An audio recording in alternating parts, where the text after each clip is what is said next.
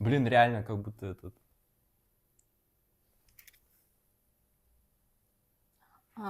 Сейчас мы пользуемся нужной вещью. Моя хорошая, всем привет. Мы снова с вами. Ну, вы этого не заметите, но у нас полгода прошло. Мы решили снять. Перерыв был очень большим. Мы поменяли локацию. Да, В этот раз мы организованы. в этот раз все по-нормальному. Почти. Хоть у нас эпоха подкаст, но мы подумали, что было бы приятно смотреть на хорошую картинку. Неважно, что от света, который у нас добавился, у меня глаза сейчас не видят, куда смотреть, но я стараюсь смотреть в камеру. На Эдварда смотри. Он тоже блестит. Так, сегодня наш выпуск как бы Да что необычный? База У нас всегда странные. Нет, Так что это нормально. база нашей жизни — идиотизм бюрократической машины. Эта тема появилась вообще из-за меня, потому что я выиграл битву. Спустя несколько лет 9. этот человек получил... Почти получил. Да, Они потеряли мою идею. почти получил. Ну, может быть, когда мы выложим это все, он получит. Уже должны отдать, да. Военный билет. Я, как женщина, и то с военным билетом. А он не мог получить военный билет. Сюр, Да. вы скажете. Мы скажем да. Очень большой сюр. Эта бюрократия касается всех органов. Дело, причем моих, которые проверяли. Дело было в чем, чтобы... Из-за чего весь этот выпуск? По здоровью не могу пройти. Ну, пойти служить, все, прищу. И как бы это было с самого рождения, все врачи это говорили, ничего не поменялось. Но меня из года в год отправляли по всем больницам. Я из года в год... Получала бесплатный медосмотр. Это единственный плюс, который мне нравится. Это правда, потому что я посчитал, сколько это стоит в частной клинике. Ну, правда, это очень дорого. Это очень дорого, а так хотя бы... Кстати, из ваших налогов. Упс. Ну, я бы не сказала, что прям на самом деле вот так сильно из ваших налогов. Потому что мы вспоминаем, как некоторые люди не платят налоги. Блин, получается, из моих налогов. Но да, кэшбэк. На собственные деньги идет на кэшбэк. Да. Вот. Сабина, какие у тебя были примеры жизни? У меня из жизни, на самом деле, вот бюрократическая вот эта машина. Это тоже с военным билетом было связано. Но это было связано с тем, что сначала была операция, и многие не хотели идти. В итоге... Какого фона операция? А то сейчас люди еще подумают. Медицинская, надеюсь? Нет. Ладно, так, дальше. Продолжай, говори. Вот. И очень был большой наплыв в военкоматах, поэтому не всегда можно было попасть нормально в военкомат. Особенно если брать областные центры, получается, там определенные дни приема. Меня это жутко вымораживало. У меня так же. У меня вот. сейчас так же. Сейчас снова это стало. Вот. Потом я еще это под Новый год попала. Вот ирония, если ты поработал медиком, если ты устраиваешься на следующую работу, и у тебя нет военного билета, это же котируется, что ты в трудовой книжке, что у тебя есть опыт в медицинской сфере, следовательно, возникает вопрос, где твой военный билет? В итоге мне тогда отказали в работе. Из-за того, что не было. Предисловие. Во-первых, у Сабины медицинское образование, первое, ее образование это медицинское. Второе, в России, те, кто слушает нас не из России, не связаны с этим всем, каждый тот, кто отучился на медика в любом направлении, это хоть врач, хоть медсестра, получает военный билет, они военно обязаны. Да, они обязаны вставать на учет сразу с выпуском. Я, конечно, этого не сделала сразу с выпуском, потому что одно завертелось, я заболела и так далее, поэтому... Да и лень было, да? Нет. Опять-таки бюрократическая машина. Мне было неудобно по работе и учебе. Я параллельно же тогда мы получали второе образование. Да. И это было очень неудобно совмещать. А отгулы я не хотела брать от работы, потому что деньги кто мне восполнит? Не, ну это факт, это факт, причем есть в законодательстве такой момент, что тебе могут написать военкомат официальную справку о том, что ты типа была в военкомате и тебе не должны урезать зарплату, но в реальности это не работает. Причем даже в госструктурах, если ты работаешь, все... Не, ну я в коммерческой была, поэтому Нет, в всё равно коммерческой точно нет. они не А если будут. в А в ГОСах, тебе да. ничего не Как бы поменяют, смешно это не не сделают. было, в ГОСах даже иногда говорят, не неси никакую справку, блин. Мы понимаем, Да, типа, все, давай, отстань. это и Вот. так понятно. Да. Ну, бюрократия, на Мгм. самом деле. Реально. Вот, поэтому мы в этом выпуске решили поговорить, как эту всю систему поменять, как ее сделать получше. То есть вместо того, чтобы хейтить все, мы решили сделать предложение. Первое. Мне кажется, что это надо сделать так, чтобы было можно хотя бы в онлайне, как на госуслугах, какие-то Вот моменты реально. сделать. Есть что, предусловие госуслуги — это государственный сайт, где можно решить все почти, ну, 80% Да. проблем и всяких справок и так И далее. просто прийти финальным этапом за самой справкой. Да, иногда ее просто электронно присылают. Некоторые справки даже не ходишь никуда. Ну, не трудовая, не например. всегда. Трудовая, трудовая, да. несудимость Это тоже да. автоматически. То есть, причем раньше люди ходили в МВД Да, для этого. да. А сейчас ты просто делаешь заказ на эту справку, например, о В судимости. приложении. Да, и она тебе приходит буквально через 5-7 дней. Мгм. И это на самом деле очень главный плюс. И если ты, например, недавно делала, она может вообще в течение дня прийти. Да, и как бы дело в том, то, что... Или если на тебя кто-то делал такую справку. И гос- знаешь, возникает вопрос, кто же на тебя делает У меня справку? так недавно было. Вот, вот, единственное, что госуслуги нифига не работают ни с военкой, ни с медициной. Да. Две вещи, которые Нет, не работают. они хотят впихнуть туда медицину, кстати говоря. Это Но пока плохо, пока все очень сыро. плохо. Кстати говоря, вот еще один жизненный пример бюрократии. Льготный кабинет. Вот где лекарства выписываются людям, которые, на гособеспечении, например, сахарный диабет или даже, Лекарства, например... которые выдаются государством, Да. вот так скажем. Да. Вот. Они есть на госуслугах или нет? На госуслугах, там переносят тебя с госуслуг на другой сайт, типа МОС.ру, вот так. Нет, в этом и проблема. Да, она не именно. Но, в принципе, сейчас они туда впихнули в госуслуги, что ты можешь записаться через госуслуги на прием к терапевту. Но работает 50/50. Вот, например, я бабушку, честно, пыталась записать через это, не получалось, и я просто заходила именно по полису, вбиваешь полис, номер там и так далее, и записываешь.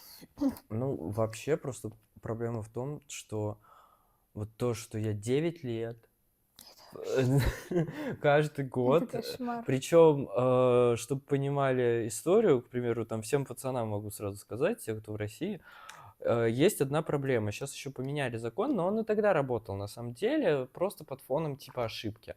Если вдруг вы хотите улететь из страны реально в отпуск, то есть вы там за полгода купили билеты, отель, то есть и обратные билеты, и все хорошо, но вам приходит повестка, и вы не можете в этот момент пойти, потому что что-то там вот, случилось еще что-то, даже если она во время вашего отпуска, то есть вы раньше, чем эта дата, улетаете, вас могут не выпустить из страны.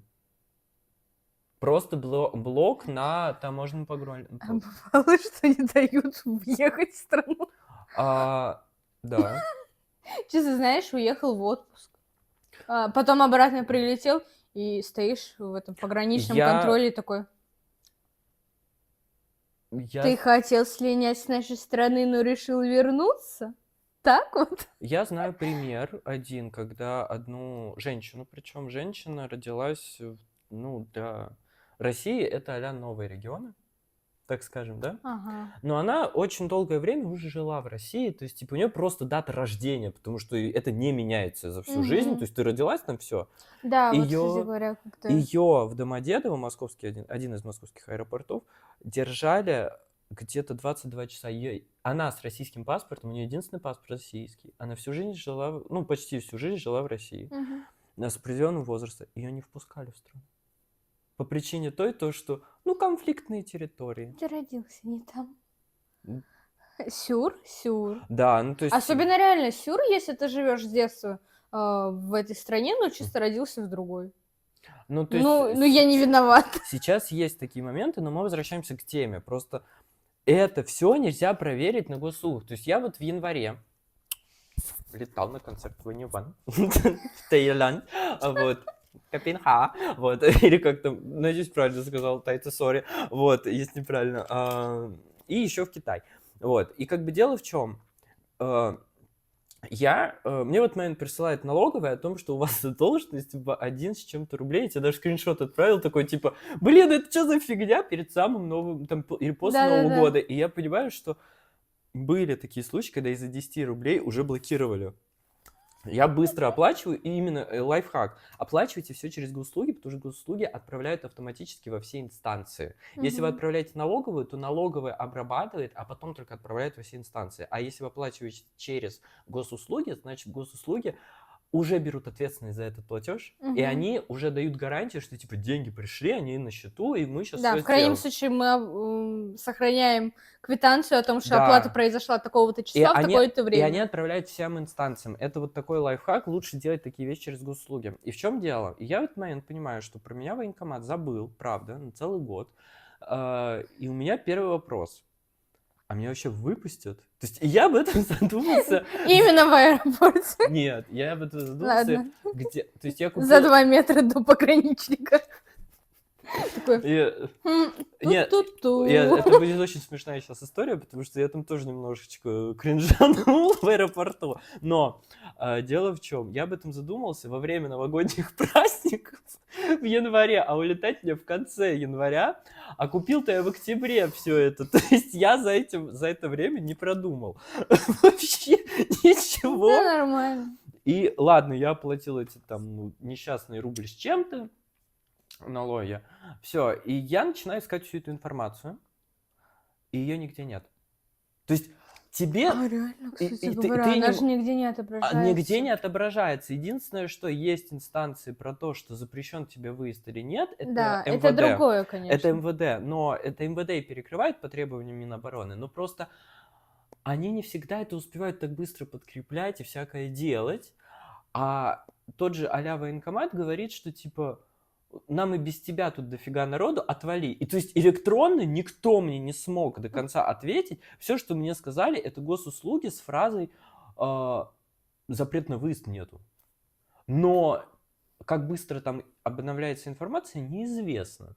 И Мне кажется, долго в итоге я вам обновляется. расскажу, пока мы тут очень бюрократическую, скучную вещь, но лайфхаки хорошие, запоминайте, они реально работают. Я немножко кринжанул в аэропорту. Сейчас в крупных аэропортах России сделали так, что все электронно. То есть ты подходишь, отпечаток пальца, он тебя сканирует и как-то по паспорту определяет, можно выезд или нет. Я, кстати говоря, Я я так относительно недавно тоже, в прошлом году осенью выезжала. Я не помню, чтобы отпечаток пальца был. Я подходил, отдельная кабинка по очереди. Отпечаток пальца, Не, я... после этого фотографируют мое лицо, и паспорт сканируют. Ну, И у нас... после этого они пишут из серии типа, тебя выпускают, и пишут типа, ты выехал, все, то есть типа ты прошел. Не, Но там стоит человечек, работник, да, то есть погранконтроля. Мгм. И там типа написано, если вам нужна печать, потому что сейчас печати не ставят, если что, на выезде и въезде. На въезде? У меня не ставили нигде. У меня единственная печать, кстати, где стоит, Что-то поменялось в 25-м году. поменялась. В И 24-м они еще не все было. сделали электронно настолько, что ты на регистрации тебя могут уже развернуть и отказать с фразой «на вас пришел запрет на выезд». Уже Ну, на на самом регистрации деле, на это рейс. хорошо, если... вот- Может быть, да, но... Ну, не хорошо, конечно, что запрет стоит, но Да. хорошо, что ты заранее Но понимаешь. дело в чем? Я пошел к этому чуваку и такой, мне нужна печать. Он такой, для чего? Причина печати. Коллекционирую. Нет, причина печати. Я такой, ну надо. Он такой, для военкомата, что ли? И я такой, а что, надо для военкомата? Я такой, да, давай. И он такой смотрит, такой, пацан, пошел вон отсюда. Меня он... Короче, я с ним немножечко подрался в аэропорту на выезде, потому что я хотел печать на выезд. И в итоге мне никто и не А сделал. можно с фразой «я тревожник» поставьте, вдруг интернет будет лагать? Нет, и что самое удивительное, кстати, Сайт. инсайт один. В аэропорту Пекина, я сначала с России поехал в Китай, потом с Китая в Таиланд. Я если что, недавно только сделали безвизовый режим, тогда был он визовый, но я потребовал специальную визу, которую мне выдавали в аэропорту на определенное количество времени. И там произошел один прикол. У них почему-то уже была информация в аэропорту, что ладно, по билету могут узнать, откуда ты вылетел, да, то есть всю эту информацию есть, но они прям четко видели очень информацию, то, что как я прошел погранконтроль, что это, что то. То есть пока я летел, уже в Китае все знали. Интересно, это очень хорошая кооперация баз данных, Мне кажется, либо да. же китайцы за Мне нами кажется, да, следят? потому что когда я в аэропорту, это был первый мой прилет в Китай, мне сказали, типа, отпечаток пальца и сетчатку вроде бы. И причем палец не один, там я все пальцы рук. Нет, там вот это, вот так, то есть там прям этот. И... Не, проще было бы уже реально ладонь поставил. Ладонь нет. Вот так. Вот. У них была уже в базе, я впервые прилетел в Китай, у них в базе были все мои отпечатки. После этого у меня было вообще типа, чё? Китайцы за нами следят. Не знаю, задумайтесь. В общем, Паранойя присутствует. Но а, с другой стороны, все сделано в Китае. это был обман компании Huawei на продажу. Кстати, а везде же в телефонах сейчас пихают отпечатки пальцев, особенно китайских. Вдруг это все сбор данных. Ну, слушай, даже вот Apple, вот у тебя сейчас iPhone лежит, у тебя Да. даже Apple сколько раз сливала данные, и на продажу в том числе. Вот. Ну, мне нечего сливать. Они сами ужаснутся. Ты сама все слила. Нет. Она и работает на опережение. Вот. Лайфхаки теперь какие? Мне хочется рассказать, потому что меня реально бомбанула вся эта история. 9 лет. 9 лет. А в чем же? Тут даже не 5, не 7. 9 9. лет. Почти 10. Юбилей в следующем году был бы. Именно как выстроить так ситуацию, чтобы вы в этой всей бюрократической системе работали? Ну, эта вся система, она работала, правда, на вас, и у вас не было никаких проблем. Эти лайфхаки работают во всех странах. Неважно, где вы находитесь, там в Россию летите, не летите. Хоть Китай, хоть Италия, хоть Германия, хоть Америка, хоть Австралия. Есть один лайфхак. Всегда с улыбкой подходите во все инстанции, даже если сказали, что электронно можно сделать, и доканывайте своим вопросом. Ну, вообще, я бы не сказала. Им будет легче, чтобы ты заткнулся и именно направить к специалисту, который решит, а это его работа и так далее. То есть, а вот если ты все время стоишь и тебе ничем не помогает, это уже резонанс. Ну да. У меня так очень много что решилось. Не, на самом деле, да, им проще, чтобы это быстро перенаправить другому специалисту, который в этом шарит.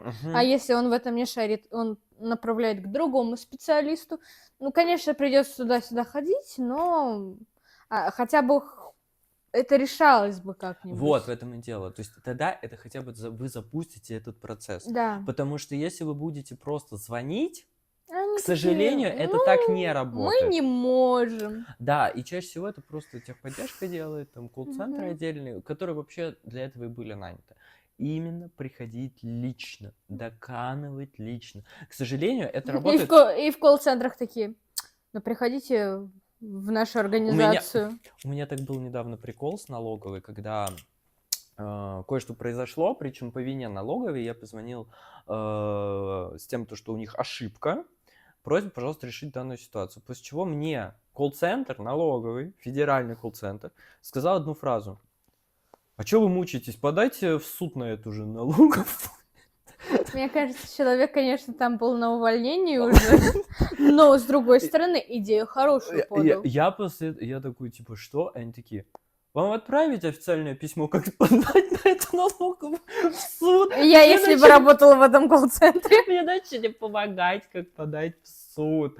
Но в итоге все это решилось само, без судов. Да. И Налоговая сама признала свою она ошибку. признала ошибку, я направил правильное письмо. Не хамски ничего, но просто вот письмецо такое. Вот. И вот теперь хочется спросить у у нас из двоих тут есть хитрожопые. В общем, оба, но есть человек, который более хитрожопый, чем я в этом плане доканывать. И вот это вопрос, который у тебя уже написан, но я именно для тебя ее ставлю. Что делать, когда система против тебя? Ты со своим crazy brain, что ты придумаешь? Если против меня, Да, ну вот представь себе, вот ну, задай хотя бы какой-нибудь ситуэйшн. тебя признали инагентом и при этом запретили выезд из страны. Мне кажется, это немножечко по-другому работает. Ну, во-первых, они еще должны доказать, почему вы меня признали иноагентом. Так, ну то есть ты подала в суд на то, Ну, что это не... Ну, то, тебя что убрали. это незаконно, Да. потому что где доказательства? То есть ты бы Я начала являюсь бороться. законопослушным гражданином. Мгм, За рамки закона я не выхожу. мгм. На меня наклеветали. Это все вранье и провокации. Причем она еще ничего не сделала, но она уже заранее официальный ответ готовила. Это был ее официальный стейтмент. Не, ну на самом деле меня очень трудно признать иноагентом. Потому что она хитрожопая. Вот. Я живу как законопослушный гражданин. Я все делаю.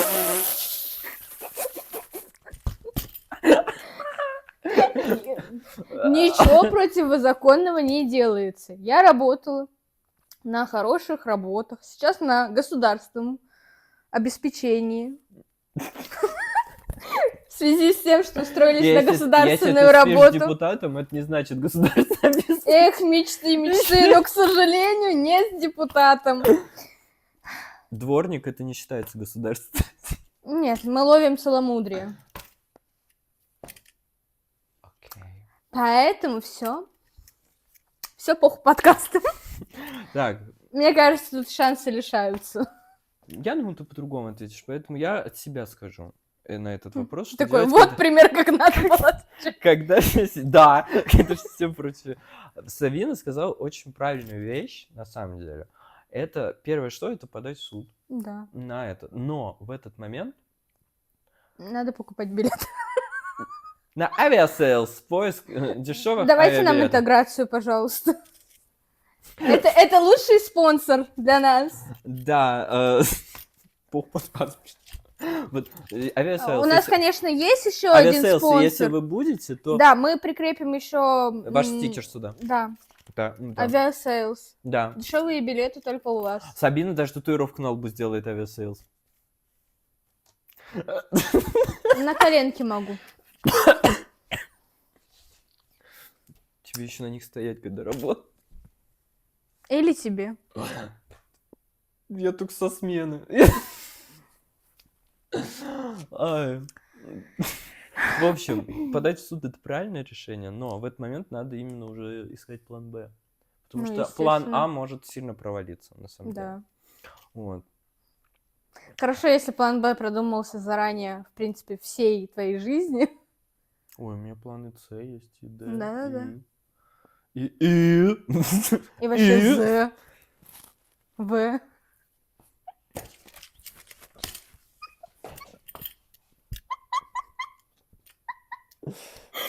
Мы заканчиваем сегодняшний выпуск. Мне больше нечего сказать. Какие-то у нее планы там ЗВ.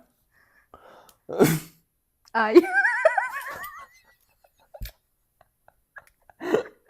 Под вырезку. Я принципиально дура. Вообще, спасибо, что смотрели. Честно говоря, нахрен вообще все это подготовлено, чтобы так закончить. Что ты можешь сказать в конце людям? Будьте законопослушными гражданинами. Боритесь, любите, мечтайте. Будьте свободными с подкастом. Творите полную фигню, потому что мы одобряем. Берегите себя и своих близких. А если вы одиноки, действуйте на всю катушку. Вас ничто не ограничивает.